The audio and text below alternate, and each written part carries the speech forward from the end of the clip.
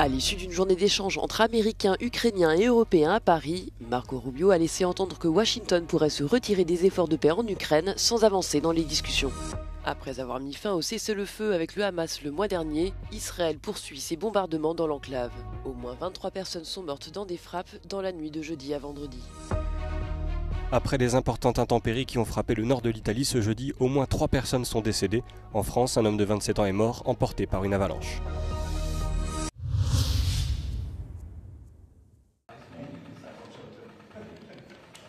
Marco Rubio était à Paris ce jeudi pour participer à une série d'échanges entre responsables américains, ukrainiens et européens.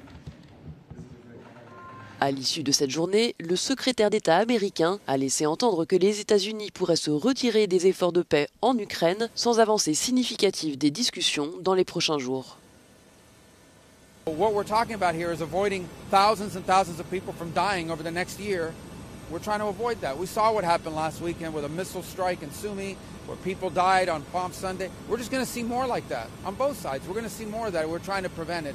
But we're not going to continue to fly all over the world and do meeting after meeting after meeting if no progress is being made.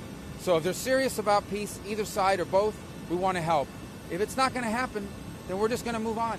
We're going to move on to other topics that are equally, if not more important in some ways, to the United States. Si le président français Emmanuel Macron a salué un excellent échange permettant de converger sur l'objectif d'une paix solide entre Kiev et Moscou, des responsables français ont indiqué qu'une nouvelle réunion dans le même format qu'à Paris serait organisée à Londres dans les prochains jours.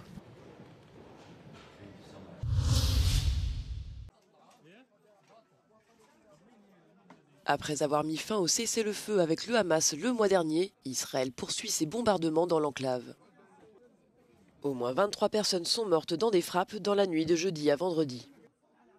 À Khan Younes, dans le sud de l'enclave, une attaque a tué 10 membres d'une même famille, dont 5 enfants. Selon les responsables de l'hôpital Al-Nasser, les corps des victimes présentaient de graves brûlures.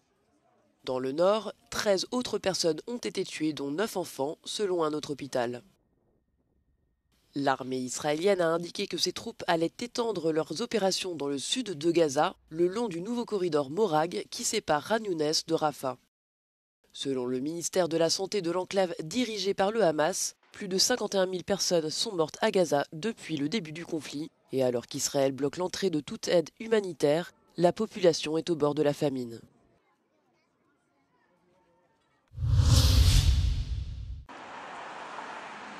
La Cour pénale internationale ouvre une procédure de non-conformité à l'encontre de la Hongrie. La CPI demande à Budapest d'expliquer pourquoi les autorités n'ont pas interpellé Benyamin Netanyahou lors de sa visite début avril. Le Premier ministre israélien est visé par un mandat d'arrêt de la Cour pénale internationale pour crimes de guerre et crimes contre l'humanité. Benyamin Netanyahou s'est rendu en Hongrie pour une visite de 3 jours à l'invitation du Premier ministre hongrois. Viktor Orban accuse la CPI de devenir politique et avait alors annoncé qu'une procédure était lancée pour retirer la Hongrie de la liste des pays reconnaissant l'autorité de la Cour pénale internationale.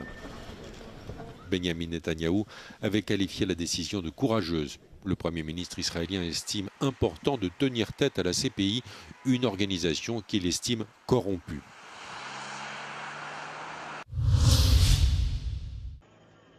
Plusieurs régions du nord de l'Italie sont confrontées depuis jeudi à d'importantes précipitations ayant entraîné de graves inondations. La Lombardie et l'Émilie-Romagne ont été placées en alerte rouge ce vendredi.